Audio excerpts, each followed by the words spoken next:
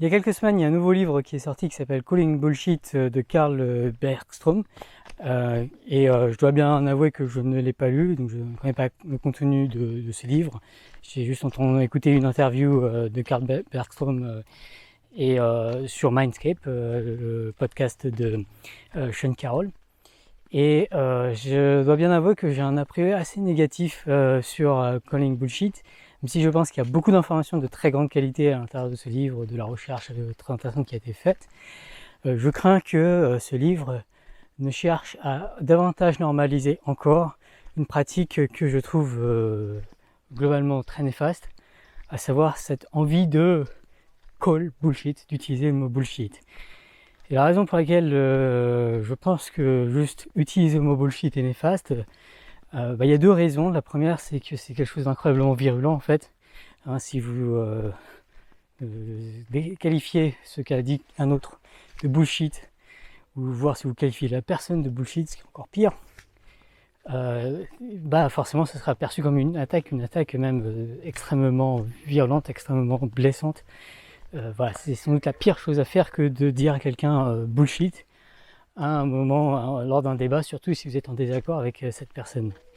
Donc juste le propos calling bullshit, ça me semble quelque chose d'extrêmement néfaste, surtout lors d'un débat et surtout en face de la personne dont on qualifie les propos de bullshit.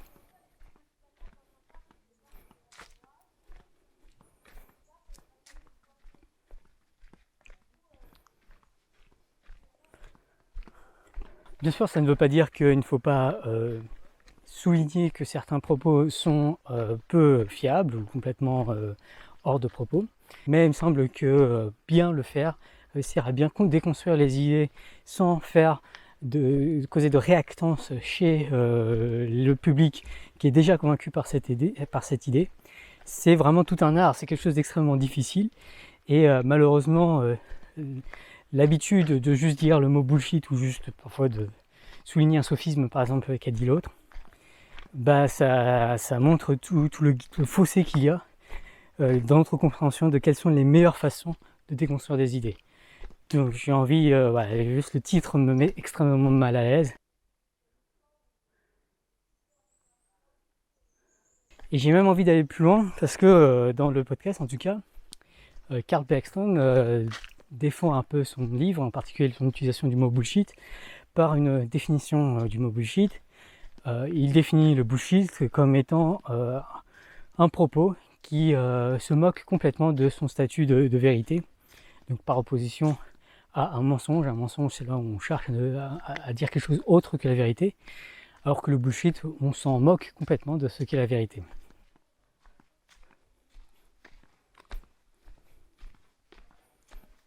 Je pense que c'est une notion intéressante, et c'est intéressant de se rendre compte que beaucoup des choses qui sont dites, notamment en politique, ne correspondent pas à quelque chose dont le statut de vérité est ce qui importe. Souvent, il s'agit plus de créer des réactions, de soulever un peu l'hooligan, à la fois chez les opposants, mais aussi et surtout chez les personnes de notre camp. Et donc souvent, je pense qu'en effet, il y a beaucoup d'aspects de la communication qui correspondent à quelque chose qui se désintéresse, au moins en partie, en grande partie parfois, du statut de vérité de nos propos. Mais je pense que ce qui est intéressant de noter, c'est que ce genre de choses, c'est absolument pas réservé à des méchants politiciens de ce genre. J'en ai parlé notamment dans ma vidéo sur l'honnêteté intellectuelle. Je pense que malheureusement, le bullshit est quelque chose d'extrêmement récurrent, en tout cas défini en tant que tel, notamment au sein de nous-mêmes pour nous-mêmes. J'ai l'impression qu'on a beaucoup d'auto-bullshit, c'est-à-dire qu'on va souvent chercher à se persuader de quelque chose sans se demander si cette chose est vraiment vraie. Donc l'exemple typique de ça, c'est le biais de confirmation. Quand on pense quelque chose, défendre cette chose devient beaucoup plus important que le statut de vérité de cette chose. Et on peut avoir cet effet d'engagement qui fait que du coup, les propos que l'on a ou la réflexion que l'on a n'est plus motivée par une certaine recherche de cohérence avec des données empiriques, mais plus par cette motivation de conforter ce qu'on croyait déjà savoir. Un autre exemple de cela, c'est par exemple la phrase de dire j'ai envie de croire en l'humanité. Si on dit je crois, enfin j'ai envie de croire en l'humanité, et encore plus si je crois en l'humanité, d'une certaine manière, surtout si on se met dans ce mode d'esprit où ça c'est une vérité par défaut, d'une certaine manière on s'auto-bullshit puisque on dit cette phrase sans se demander si elle a un rapport avec les données empiriques et le monde tel qu'il est.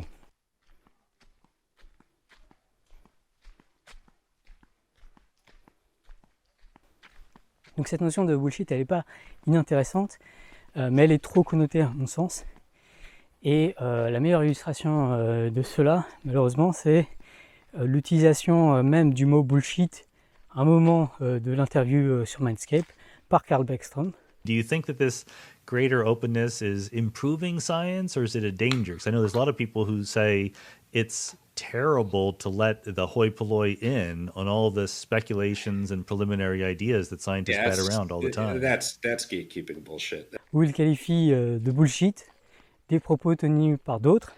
J'ai l'impression que sa manière d'utiliser le mot bullshit est elle-même du bullshit. C'est-à-dire que lorsqu'il dit le mot bullshit, il ne cherche pas, à mon sens en tout cas, j'ai l'impression, suffisamment à comprendre ce que veut vraiment dire le côté opposé. Et en particulier là, je pense qu'il y a un argument pour dire que le côté opposé ne se moque pas complètement en tout cas du statut de vérité de ce qu'il dit. Et à l'inverse, j'ai l'impression que lorsqu'il utilise le mot bullshit, Carl Beckstrom est en situation de bullshit, dans le sens où son utilisation du mot bullshit n'est pas motivée par le statut de vérité de son qualificatif de bullshit. C'est-à-dire, lorsqu'il utilise le mot bullshit, il ne se demande pas est-ce que la personne a vraiment sorti un bullshit. Il utilise plus le mot bullshit pour tourner en dérision ou pour gagner finalement le cœur des auditeurs et convaincre les auditeurs que ce que dit l'autre ne mérite aucune attention.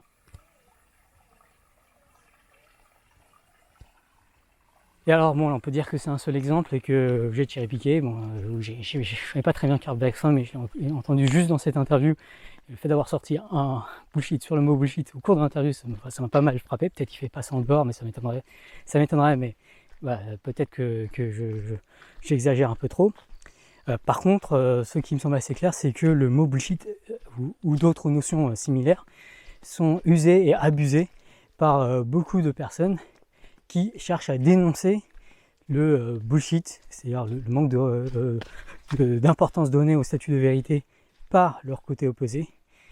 Et en cela, en fait, juste l'envie de qualifier quelque chose de bullshit pousse nous-mêmes au bullshit. Du coup, j'ai envie de vous encourager, de vous encourager à encourager les autres à ne pas utiliser de mots aussi agressifs et qui poussent autant à l'auto-bullshit. Et au lieu de ça, constamment chercher à mieux comprendre le côté opposé. Et s'il dit des choses qui vous paraissent très, très erronées, chercher à faire de preuve d'énormément de bienveillance et de pédagogie lorsque vous cherchez à déconstruire les idées du côté opposé aux yeux du côté opposé et même aux yeux de vos propres communautés.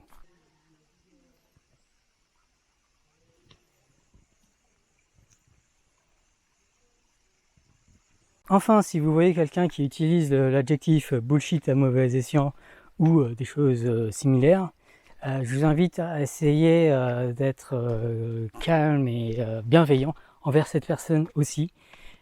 C'est pas facile de se rendre compte que ce qu'on dit est contre-productif, nuisible, et il faut beaucoup de bienveillance pour convaincre quiconque que ce qu'il est persuadé de faire pour le bien est en fait possiblement pas si productif, voire néfaste pour le bien.